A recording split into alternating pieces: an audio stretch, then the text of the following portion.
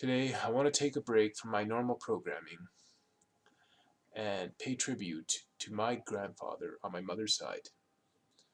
He passed away on December 11th, 2014. It was hard to take because he was the only one that I had gotten to know over the years. His wife had died when I was in grade 8. She had Alzheimer's disease, and it's hard to get to know someone who doesn't really know themselves. And on my father's side,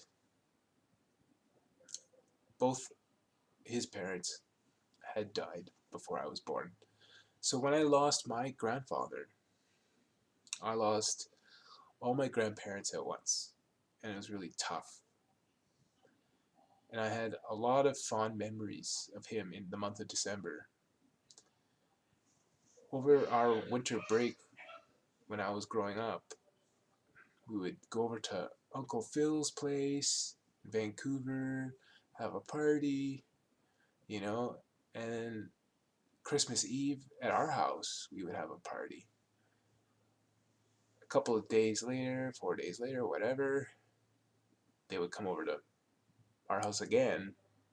They might as well have just camped out, okay, for my birthday party. So, and then a couple of days after that, we went back to Vancouver for a New Year's Day party, and I ate way too much. I'll be honest about it. And probably what led to my childhood chunkiness, as they say.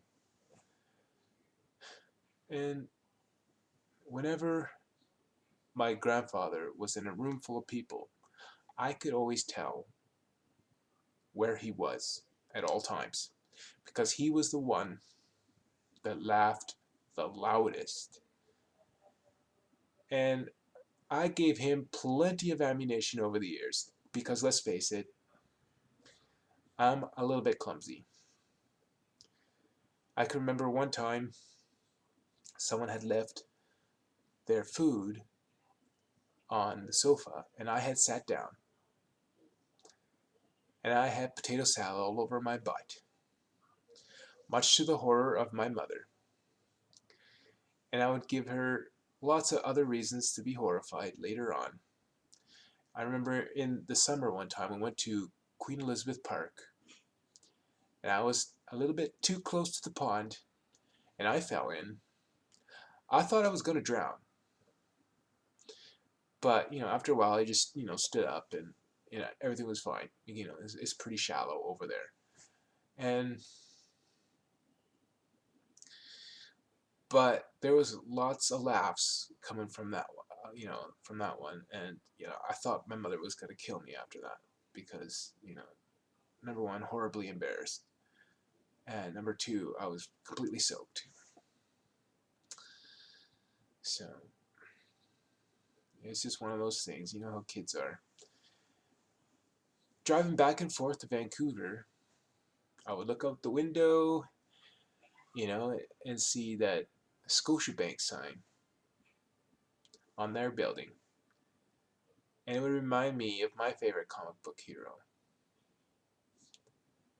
And I thought that was rather fitting because to me, my grandfather was like Superman. He didn't fight crime like Superman did, but he was always there to help someone who needed him. Through his church work, through the Legion of Mary, and even if it was handing out money to a bum on the street, he would always do that. And I was always proud of him for that. And whenever I needed him, whenever I needed to get my community service done, it was, oh sure, come along. Join me in my big orange bus. And, we had some good times. And there was Expo 86. I would walk around all Vancouver till my feet were tired. But it was okay because there was ice cream, right? And you know, and there was when the Pope John Paul II came to visit Abbotsford Airfield, we all camped out there, you know, and he shook hands with the Pope there, and it was just that was life with my grandfather, you know, and it was special, and I was blessed to have him come live with us for the last couple of years because I really got to know him way better and became closer, you know, and when I wanted to learn how to tie a tie, you know, before I went to a party, he was there to help me out. And I don't know if, you know, what I'm going to do if I lose this one, if he's not around here to help me out anymore. Because the one that he helped me out with, he's wearing right now. And a piece of him will always be with me in my heart and in my mind. And a piece of me will always be with him. Well, not me, just the tie, but you know. But I just want want to say that he's probably in heaven right now, and hopefully one day I'll see him again. So it's not goodbye; it's see you later. And until then, all right, ciao.